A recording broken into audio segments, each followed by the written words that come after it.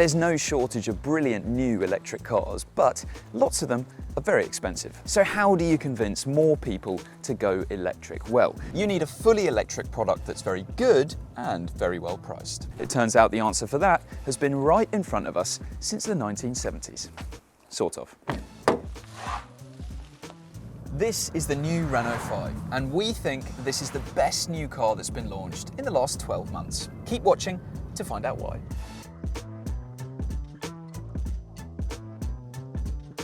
So, you may remember the original Renault 5 took the small car market by storm half a century ago. Now, the name has been brought back and the car itself completely reinvented for the modern era.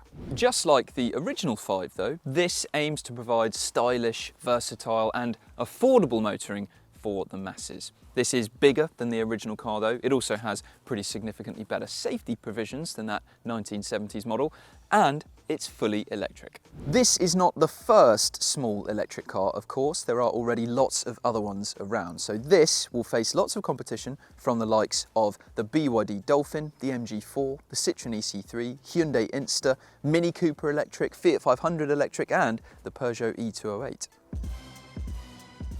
But the Renault 5 stands out from everything else like it for lots of reasons. And let's start by looking at this interior. You get two rectangular digital displays here, and this one is your digital driver display, so it shows things like your speed, the state of battery charge, your trip computer information. And on the entry-level Evolution trim in the Renault 5 lineup, this is a 7-inch screen, but on Techno and this range-topping iconic 5 trim, it becomes a 10.3-inch screen.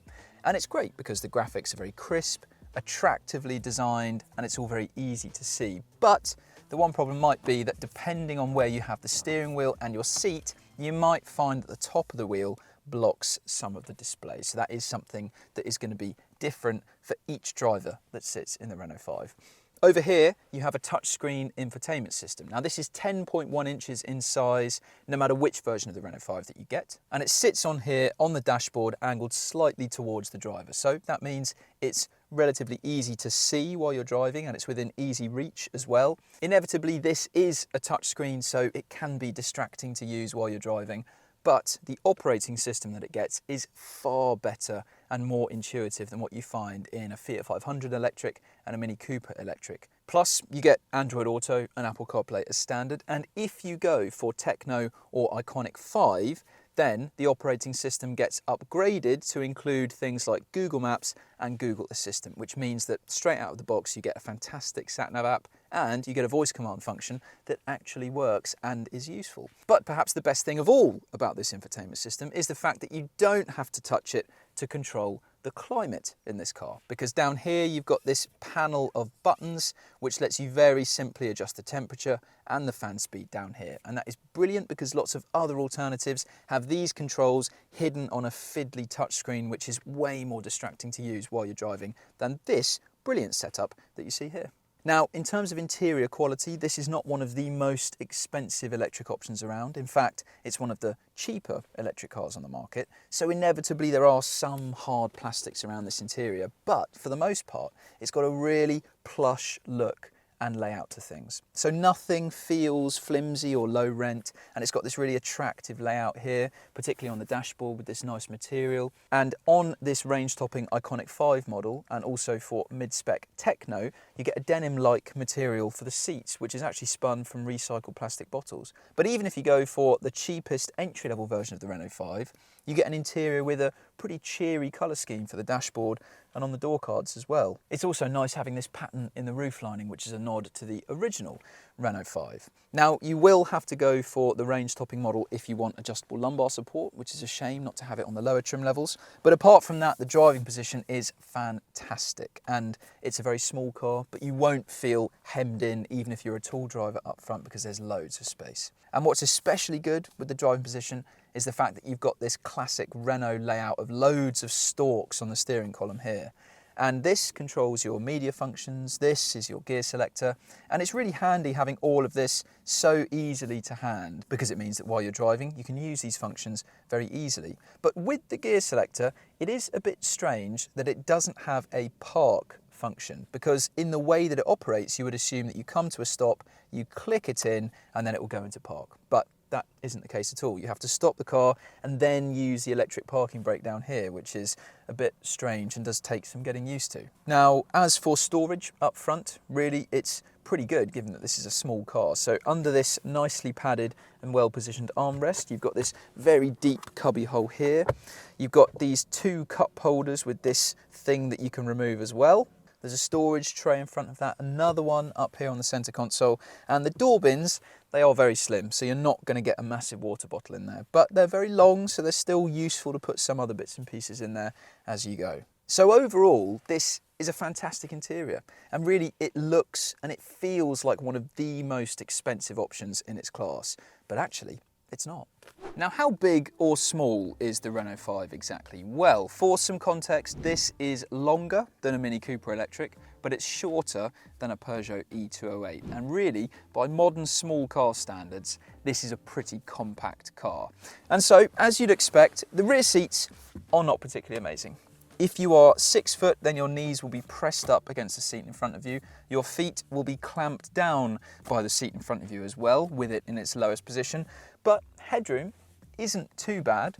There's more back here than you get in a Fiat 500, but compared to a BYD Dolphin, compared to an MG4, those cars are bigger than the Renault 5 and they are significantly better when it comes to rear seat space as well. But it's not all terrible back here. You've got a flat floor. This middle seat is not raised up massively compared to the outer 2 rear seats.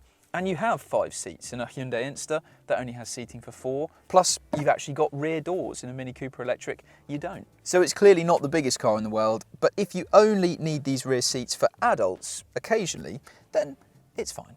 Now, we've already said that the 5 is compact, even by small car standards, but you can still fit a very respectable 4 carry-on size suitcases into the boot below the Renault 5's parcel shelf. Now, a Citroën EC3 can fit 5, but a Mini Cooper electric can only fit 2.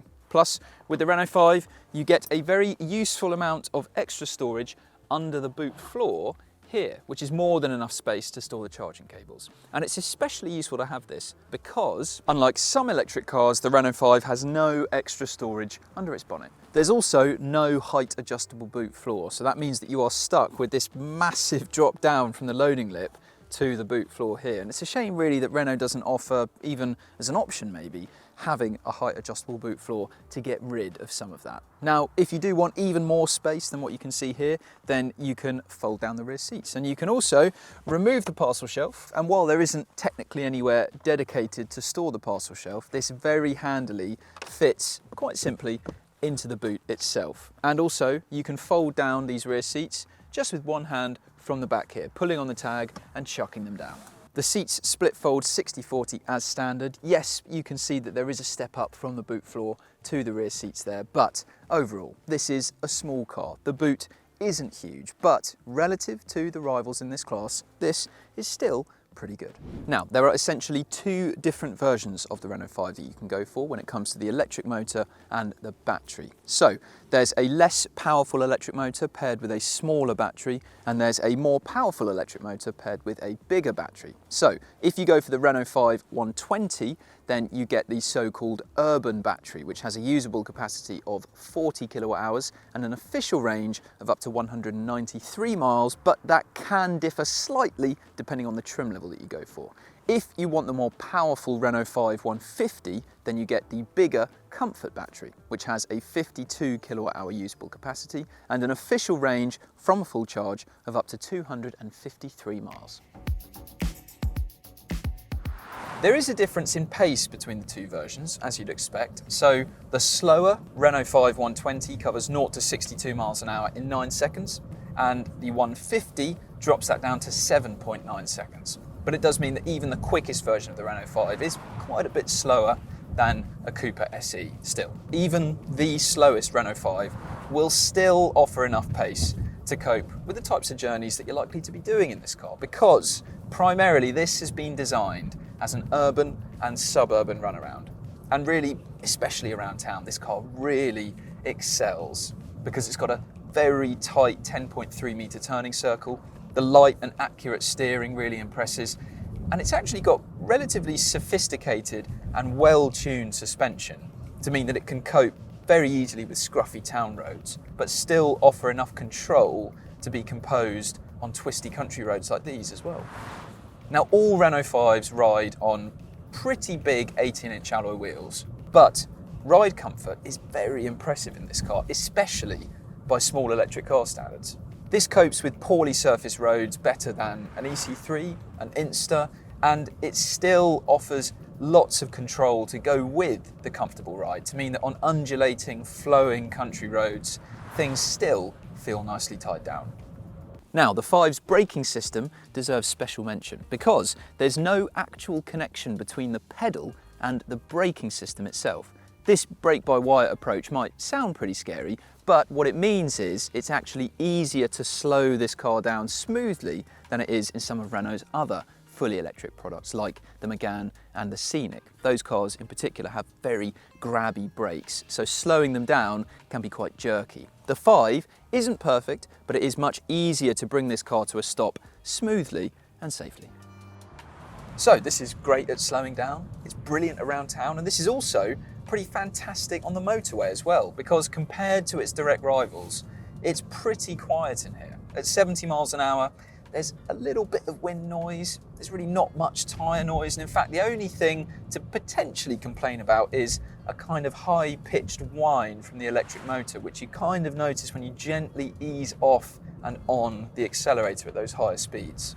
But really, no matter where you're driving, this is a fantastic small car. Now, we mentioned the official ranges on offer from the Renault 5 earlier on, and clearly if you're a mega mileage motorway driver, then you might struggle to own this car as you would any other electric car, particularly at this price range. But for the money, and compared to this car's rivals, the official range on offer from the Renault 5 is good. But of course, remember that as with any electric car, if you're driving in real world driving conditions, then you are very, very, very unlikely to get anywhere near the official figures. As a reference, we did conduct a real world efficiency test in the Renault 5, driving the bigger of the two batteries available, and it was in cold, wintry conditions, at least for the UK, and it returned 3.2 miles per kilowatt hour, which isn't particularly great, to be honest. And in theory, that gives it a real world winter range of 166 miles from a full charge, which is quite far off the 253 mile official range. But in warmer conditions, if you're driving this car mainly at lower speeds, then you will go much further than that. But it's still probably going to be a bit of a struggle to do much more than 200 miles in this car. When you run out of charge or just need to top up, if you go for the urban Renault 5, then the maximum charging rate it can accept is 80 kilowatts, and that means in ideal conditions you'll get a 10 to 80% top up in just over half an hour. From the Comfort version of the Renault 5 with the bigger battery, you get a faster charging rate of 100 kilowatts, but the 10 to 80% top-up time is still pretty much the same as the smaller battery, because even though you get a faster charging rate, it's a bigger battery that you've got to top up. Now, compared to a Peugeot E208, a Citroën EC3 and a Mini Cooper SE, those charging speeds and times are very similar. There are 3 trim levels to choose from, and specification is pretty good across the Renault 5 lineup. Even entry-level Evolution trim comes with automatic air conditioning, keyless entry and cruise control. You can only have it with the smaller battery though. We think Techno trim is worth the extra because it brings a Google-based infotainment system. It also gives you a preconditioning function for the battery to get it at an ideal temperature to charge quickly when you plug it in. And it also brings adaptive cruise control as well as the option to add some interesting two-tone colour schemes on the outside of the car. And whichever version of the Renault 5 you go for, if you're willing to pay extra, you can have some interesting designs on the roof of the car as well. And don't be put off going for range-topping Iconic 5 trim either. It might be the most expensive choice in the lineup, but it's still pretty decent value compared to its competitors, and it gives you things like a different alloy wheel design, adjustable lumbar support, heated front seats, and a heated steering wheel.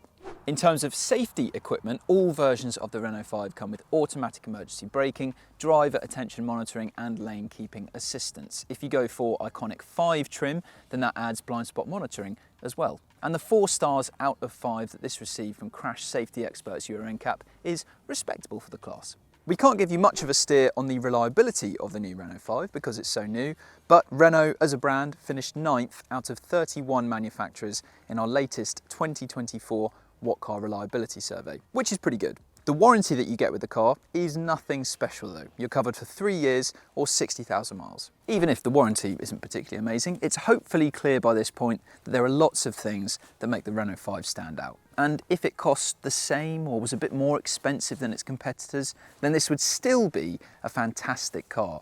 But with a starting price of £22,995, this undercuts a whole host of rivals that it's up against. Even the most expensive version of this car costs £1,000 less than the cheapest Mini Cooper electric. So the Renault 5 is generously equipped, it's got a really nice interior with a brilliant infotainment system, it's good to drive and it's fantastically well priced. Compared to the other small electric cars around right now, the Renault 5 is way ahead of the competition. You might first be drawn to this car because of its styling, but this is something you can buy with your heart and your head. The Renault 5 has moved the game on more than any other new car launched in the last 12 months. And that's why it's the 2025 What Car? Car of the Year. Thanks very much for watching this review. If you want to see another one, then click up there and make sure you subscribe to our channel as well. And if you want to read lots more about the 2025 What Car? Car of the Year awards, click on that link to see all of our winners.